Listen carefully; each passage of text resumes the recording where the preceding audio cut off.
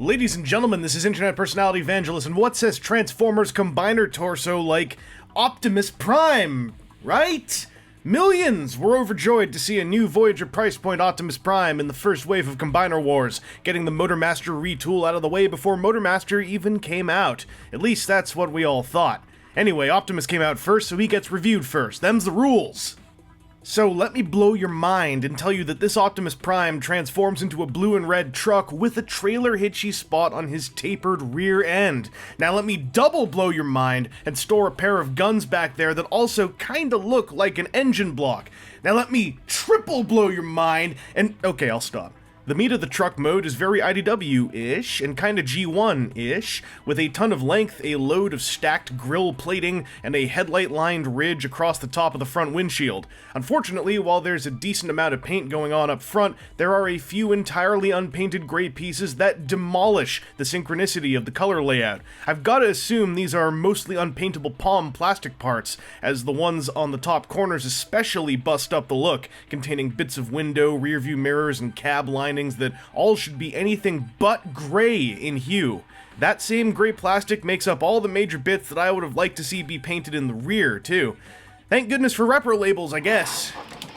Converting to robot mode follows a basic Optimus Prime transformation skeleton, though this one is particularly Power Master and Jinrai in how the arms work. One upside to the unpainted rearview mirrors is that they do get used as fairly sturdy locking clips for the shoulders. The abdomen and hips do a somewhat unexpected accordion expansion, and Optimus Prime's head manifests out of nowhere by using a fairly simple rotating panel that accomplishes a ton for such straightforward trapdoor engineering. As we arrive in robot mode, it's hard not to notice that Combiner Wars Optimus Prime is a whole lot of wide and a whole lot of flat. His upper body is beefcaked out and pancaked in, despite the best efforts of his backpack to add some mass to his torso. It's weird, this looks pretty dire from some angles and in most photography, but in hand, when you can tilt him from side to side, the problem camouflages in and out of view. Really, a main cause of Prime's visual wonkiness is his head, which is a decent, if puffy, sculpt that comes off looking really small compared to his macho body. If his skull was a bit taller and a lot wider, I think it'd not make him look quite as man in a muscle suit as he does now. Prime's color layout is actually a marked improvement in this mode, mostly due to the distracting unpainted gray parts getting better integrated into his overall look, or straight up hidden away inside of his shoulder assemblies. His fake pectoral windows get the same drab metallic color that most of his vehicle windows got, and his shoulders get stickers. Yeah, there are two Autobot insignia stickers covering what I assume to be a pair of screw or rivet holes. They're factory applied and honestly a few hairs too large for the space they're supposed to occupy. The wannabe engine block accessories can pop into Prime's hands as a pair of guns, one referencing his classic ion blaster, and one looking kinda weedy and thin, quite frankly. Each gun has a 5mm peg hole atop its barrel, which I assume is to allow Powerglide to take part in Wave 1 Combiner antics, and unfortunately that's about it for 5mm pegs or ports. Where am I supposed to stick all my BMOGs? Big Combiner Optimus' little teeny cute head is on a ball joint that does not afford a whole lot of waggle or swagger. Just a touch. He can look around, of course, but if he could, like, really just get into it and be all like, "You looking at my pecs?" I would have fallen in love with this toy a lot more than the amount I have kind of not fallen in love with it. His shoulders have got simple swivel joints to go forward and backwards, and then a separate ratchet assembly inside the block for that. 1, 2, 3, 4. I wish there was more. The bicep does swivel, kind of from the transformation. Also due to the transformation, you can have his shoulders come forward a bit. For some poses, getting them forward like just a touch could do something, but it does mean you are splitting apart the imagery of his upper body. His elbows can bend. There are a couple joints inside all of this stuff, but this is pretty much how they bend, a solid 90 degrees. His wrists don't do anything. There is a hinge for Combiner mode that does that. I guess maybe there are, like if he's reaching for a weapon or something back here, there's a time and place for that kind of joint, but I really don't think it's on this figure in general. He's got a waist swivel, kind of a loose one, but it gets the job done. And the transformation joint in here doesn't really do anything, so I don't see much posability use for it. He's got ratcheted hips in both directions. That's the kind of ratchet I like like 6 going down on it. Like, I like that noise a lot more than that noise. However, going outwards, he's got from here to here is 1 click. That's too much, man. And he has 2 more clicks, but he's basically stuck standing stock still or so wide-legged that he looks like kind of an idiot. Unless you start messing around with the other joints. I am very happy that for both this and Motormaster, Nonathandius has got some cast gear replacements coming out that he did in tandem with somebody else, and that should allow for a lot more clicks of movement. You can also just pull those ratchets out and floor polish up the inside of that, but I am too chicken to do that when there's other ratchet goodness on the way.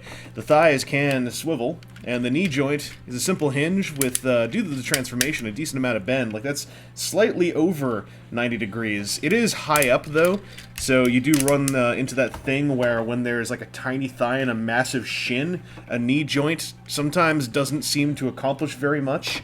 The feet are able to point down, and I guess if he's like jumping or floating, that can do something, but it's not a whole lot. They are cut for an A stance, and to be honest, the best way to get this guy standing is to go for the stock still position on the ratchets, and then pull things apart slightly and hope that he's on a friction-y enough surface whereby you can get the A stance. Like, that's the A stance he's sculpted for, and, you know, there's some resistance, but if you go out 1 click, you're well past the A stance he was sculpted for.